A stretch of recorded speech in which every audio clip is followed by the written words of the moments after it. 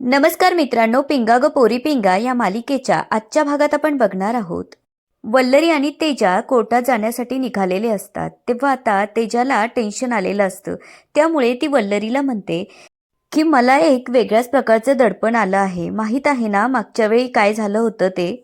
तेव्हा वल्लरी म्हणते की आज आपण शलाका आणि अजित शिंदेला साक्षीदार म्हणून कोर्टात हजर करणार आहोत. त्यामुळे आता मंजुषाने कसा त्यांचा वापर केला हे सगळं आज ते कोर्टासमोर कबूल करणार आहे. तितक्यात आता मनोज आणि हर्षित तिथे येतात आणि त्यांना म्हणतात की चला आज आम्ही पण तुमच्यासोबत येणार आहोत. त्यामुळे वल्लरीला आणि तेजाला जरा आश्चर्य वाटू लागतं. त्यावर आता हर्षित म्हणतो की आम्ही ठरवलंय जोवर या केसचा निकाल लागत नाही तोवर आम्ही दोघंही तुमच्यासोबत कोर्टात येणार आहोत. तेव्हा आता मनोज म्हणतो की हो, कारण आम्हाला तुमची सेफ्टी जास्त महत्वाची आहे. हे जेव्हा तिथे बसलेली इंदुमती ऐकते तेव्हा ती येते आणि म्हणते की अरे वा, आता या घरात कोणालाच दुसरं काहीच काम नाहीये.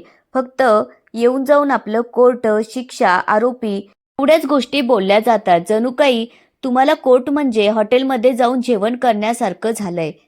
उठसूट आपले कोर्टात जात असतात. तेव्हा आता ती वल्लरीला म्हणते तुला तर घरात काही कामच नाहीये आणि तुझ्यासोबत हे सुद्धा बाकीचे भनाटले आहे. त्यामुळे दुसरं कुणालाच काही काम नाही. आणि ती मनोजला म्हणते की तुला तर ऑफिसचं कामच दिसत नाही. येऊन जाऊन बायको मागे कोर्टाचे कामं करत फिरत असतो. तेव्हा आता हर्षित इंदुमतीला म्हणतो की आंटीजी तुम्ही माझ्यासोबत आज चला. हे ऐकल्यावर आता सगळ्यांना जरा आश्चर्य वाटू लागतं. तेव्हा आता इंदुमती त्याला म्हणते की कशासाठी. तेव्हा हर्षित म्हणतो की बोलतो, तुम्ही 1 मिनिट फक्त आत या. त्यामुळे आता हर्षित सोबत इंदुमती आत जाते. आता आत आल्यानंतर इंदुमती हर्षितला विचारू लागते की असं काय बोलायचं होतं जे तू सगळ्यांसमोर नाही बोललास. त्यावर आता हर्षित म्हणतो आंटीजी आप बैठिये. आता इंदुमती आणि हर्षित खाली बसतात. तेव्हा आता हर्षित तिला म्हणतो की मला माहीत आहे की तुम्ही पहिल्यापासूनच वल्लरीताईच्या प्रत्येक गोष्टीच्या आड येत असतात. पण यावेळी गोष्ट वेगळी आहे. कारण वल्लरीताई निरागस आणि अनाथ मुलींना न्याय देण्यासाठी लढतीये. त्यामुळे माझं फक्त एवढंच म्हणणं आहे, तुम्ही तुमच्या डोक्याचा वापर करा आणि यावर जरा विचार करा. तुम्हाला आठवतं ना की माझी बहीण आणि तुमची मुलगी जेव्हा संकटात होती तेव्हा वल्लरीताईंनीच तिला या संकटातून बाहेर काढलं होतं. त्यामुळे आंटीजी तुम्हीही एक स्त्री आहात म्हणून या मुलींकडे स्त्री म्हणून बघा. तुम्हाला माहीत आहे का या मुलींना जेव्हा विकलं जातं तेव्हा त्यांच्यासोबत किती भयानक कृत्य होत असतं. याचा जरा विचार करा आणि तुमच्या बुद्धीला जोर द्या. हे ऐकल्यानंतर आता इंदुमतीचे डोळे उघडतात. तेव्हा हर्षित तिला म्हणतो आंटीजी प्लीज यावेळेस वल्लरीच्या रस्त्यात काटे टाकू नका. असं म्हणून आता हर्षित तिथून निघून जातो. आता इकडे वल्लरी सोबत तेजा, मनोज आणि हर्षित कोर्टात आलेले असतात. तितक्यात अचानक मनोजचं लक्ष समोरच्या वकिलांकडे जातं. तेव्हा तो आश्चर्याने म्हणू लागतो अरे बापरे, नागरदास मॅडम. त्यावर आता हर्षित आणि तेजा त्याला विचारू लागतात की काय झालं. त्यावर तो सांगतो की या मॅडमचं खूप नाव ऐकलं आहे, कारण वल्लरी अनेक वेळा यांचं नाव घेत असते. तेव्हा आता नागरदास मॅडम वल्लरी समोर अचानक येऊन उभ्या राहतात. त्यांना बघून वल्लरीला खूप आनंद होतो आणि वल्लरी त्यांना म्हणते की खरंच तुम्हाला भेटून मला खूप छान वाटलं. त्यावर त्या म्हणतात पण मला असं वाटलं नाही. त्यामुळे आता वल्लरीला जरा आश्चर्य वाटू लागतं. त्यावर आता नागरदास मॅडम म्हणतात त्याचं कारण असं आहे ना वल्लरी, मी ऐकलं आहे की तू खूप इमोशनल फुल आहेस आणि तुझ्याकडे पुरावे देखील फार कमी आहेत. त्यामुळे माझा तुला एक सल्ला आहे, ही केस घेऊ नकोस आणि माघार घे. त्याचं कारण हे आहे का एवढ्या दिवस एकही केस न हरणारी ॲडव्होकेट वल्लरी भामरे 28वी केस हरली असं पेपरात छापून येईल. त्यावर आता वल्लरी त्यांना उत्तर देत म्हणते की मॅडम कदाचित असंही होऊ शकतं की कधीही केस न हरलेल्या नागरदास मॅडम पहिल्यांदा केस हरल्या असं सुद्धा पेपरमध्ये छापून येऊ शकतं. तितक्यात आता मंजुषाला तिथे घेऊन आलेले असतात. तेव्हा आता वल्लरी नागरदास मॅडम आणि मंजुषाकडे बघत म्हणते की माझ्याकडून तुमच्यासाठी ऑल द बेस्ट, पण मी माघार घेणार नाहीये. थोड्याच वेळात जज साहेब आलेले असतात आणि कोर्टाचं काम सुरू झालेलं असतं. मंजुषाला विटनेस बॉक्समध्ये उभं करतात. आता जज साहेब कोर्टाची कारवाई सुरू करावी असा आदेश देतात. त्यामुळे आता वल्लरी समोर येते. आता वल्लरी जज साहेबांसमोर म्हणत असते की आज मी एक वकील म्हणून नाही तर एक आई म्हणून, एक मुलगी म्हणून आणि एक स्त्री म्हणून तुमच्या समोर बोलत आहे. आता वल्लरी मंजुषावर आरोप करत म्हणते की ही बाई चांगुलपणाचा मुखवटा मिरवत समाजसेविकेचं ढोंग करत सगळ्यांसमोर फिरत असते, पण आज हिचं खरं रूप मी सगळ्यांसमोर आणणार आहे. तेव्हा वल्लरी सांगू लागते की ही मंजुषा नावाची बाई आश्रमातल्या अल्पवयीन मुलींची विक्री करते, त्यांच्यावरती जोर जबरदस्ती करते आणि तिला साथ देणाऱ्या माणसांचा सुद्धा ही वेळ आल्यावरती काटा काढून मोकळी होते. तेव्हा माझी कोर्टाला एकच रिक्वेस्ट आहे का हिच्यासारख्या नराधम बाईला कठोरातली कठोर शिक्षा देण्यात यावी. तेव्हा जज साहेब मंजुषाला विचारतात की तुम्हाला तुमच्यावर केलेले आरोप मान्य आहेत का. त्यावर मंजुषा म्हणते की नाही, मी यातलं कुठलंच काम केलेलं नाहीये आणि समोरचे वकील माझ्यावरती खोटे आरोप करत आहे. आता नागरदास मॅडम जज साहेबांसमोर येतात आणि वल्लरीने मंजुषावर केलेले सगळे आरोप खोटे आहेत असं सांगतात आणि म्हणतात की यामागे जी खरी व्यक्ती आहे ती म्हणजे ॲडव्होकेट वल्लरी भांबरे यांची मैत्रीण मिथिला माने. अत्यंत गरीब परिस्थितीतून आलेली मिथिला माने ही मुंबईत अभिनेत्री होण्याचे स्वप्न घेऊन आली होती आणि तिला बख्खळ पैसा कमवायचा होता, पण तिचे स्वप्न पूर्ण झाले नाही. त्यामुळे ती या मार्गाला लागली. त्यासाठी ती पहिल्यांदा आश्रमात गेली आणि आश्रमातल्या मुलींना हळूहळू गायब करू लागली. आश्रमातल्या मुली विकून ती बख्खळ पैसा कमवू लागली. त्यासाठी तिला तिची मैत्रीण तेजश्री विचारे हिने सुद्धा साथ दिली.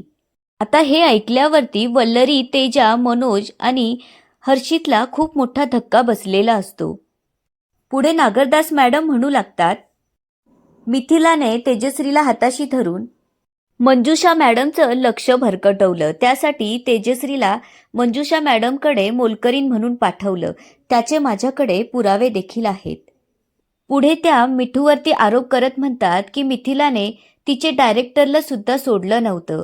त्यामुळे त्या दोघांमधलं संभाषण आणि रेकॉर्डिंगचे माझ्याकडे पुरावे आहेत असं म्हणत आता नागरदास मॅडम त्यांच्याजवळ असलेले पुरावे जज साहेबांपुढे सादर करतात.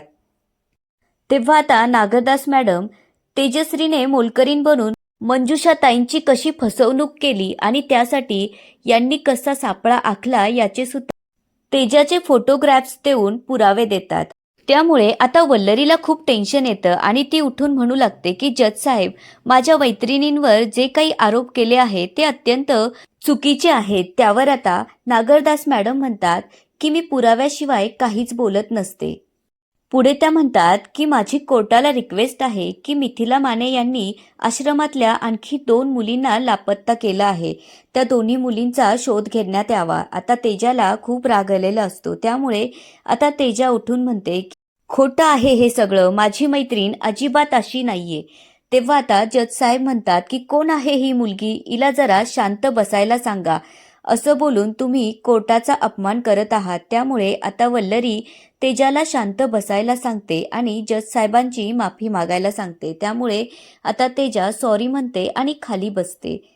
पुढे नागरदास मॅडम वल्लरीला विटनेस बॉक्समध्ये येण्याची परमिशन मागतात. त्यामुळे आता वल्लरी विटनेस बॉक्समध्ये येऊन उभी राहते. त्यावेळी नागरदास मॅडम तिला प्रश्न विचारू लागतात की तुम्ही कशावरून मंजुषा मॅडमवरती मुलींचं अपहरण करण्याचा आरोप करत आहात. त्यावर आता वल्लरी जे काही झालं ते सांगू लागते की माझ्या घरी 10-12 वर्षांची अतिशय गोड आणि स्मार्ट मीनाक्षी नावाची मुलगी रोबोटिक्सची परीक्षा द्यायला आली होती आणि त्याच वेळी माझा सत्कार आश्रमामध्ये मंजुषा मॅडमकडून झाला होता आणि तिथेच माझी मंजुषा मॅडमशी ओळख झाली.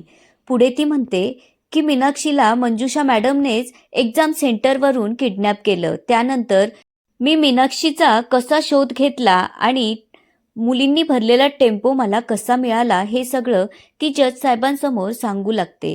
तेव्हा वल्लरी म्हणते की जेव्हा तो ड्रायव्हर पळून गेला तेव्हा तो टेम्पो मी पोलीस स्टेशनला घेऊन आले.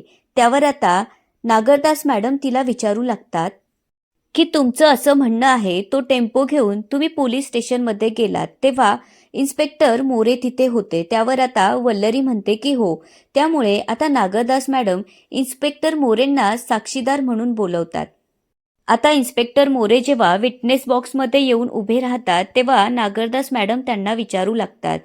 ॲडव्होकेट वल्लरी किडनॅप झालेल्या मुलींचा टेम्पो घेऊन पोलीस स्टेशनला आल्या होत्या का? त्यावर इन्स्पेक्टर मोरे हो म्हणतात. पुढे त्या विचारू लागतात की ॲडव्होकेट वल्लरी मनोज भांबरे यांचं असं म्हणणं आहे की त्या किडनॅप झालेल्या मुली या आश्रमातल्या होत्या. हे खरं आहे का? त्यावर आता इन्स्पेक्टर मोरे म्हणतात की नाही, त्या मुलींना त्यांचे पॅरेंट्स येऊन घेऊन गेले. त्यामुळे तिथे कुठल्याही आश्रमातल्या मुली नव्हत्या. आता इन्स्पेक्टर साहेब साफ खोटं बोलत असल्यामुळे वल्लरी आणि तेजा एकमेकींकडे बघू लागतात. आता नागरदास मॅडम इन्स्पेक्टर साहेबांना विचारतात की तुमच्या पोलीस स्टेशनमध्ये हे सगळं जेव्हा घडलं तेव्हा मंजुषा मॅडम तिथे आल्या होत्या का? त्यावर ते म्हणतात की नाही, त्यांचा येण्याचा प्रश्नच येत नाही. आता इन्स्पेक्टर मोरेंची साक्ष झाल्यानंतर वल्लरी समोर येते आणि तिच्याजवळ असलेले साक्षीदारांना विटनेस बॉक्समध्ये येण्याची परमिशन घेते. त्याप्रमाणे आता जज साहेब त्यांना परमिशन देतात.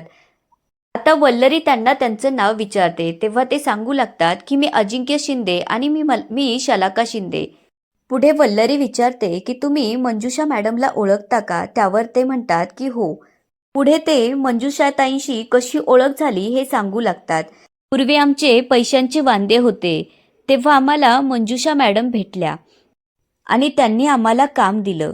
तेव्हा आता वल्लरी त्यांना विचारते की तुम्हाला कशा प्रकारचं काम दिलं? त्यावर ते सांगू लागतात की मंजुषा मॅडमने आम्हाला मुलांचे पॅरेंट्स बनवून वेगवेगळ्या आश्रमात बोलून त्या मुलांना दत्तक घेण्याचं काम दिलं होतं. तेव्हा आम्ही पुढची इन्स्ट्रक्शन येईपर्यंत त्या मुलांना आमच्या घरात ठेवायचो. त्याचे आम्हाला बक्कळ पैसे मिळायचे. मंजुषा मॅडम त्या कवळ्या आणि चिकन्या पोरींची विक्री करायचे. त्यावर आता जज साहेब त्यांच्यावर ओरडत म्हणतात, अशी भाषा कोर्टात चालणार नाही. त्यावर ते माफी मागत म्हणतात की अशा मुलींना दुसऱ्या देशात खूप मागणी असते, एवढंच आम्हाला सांगायचं होतं.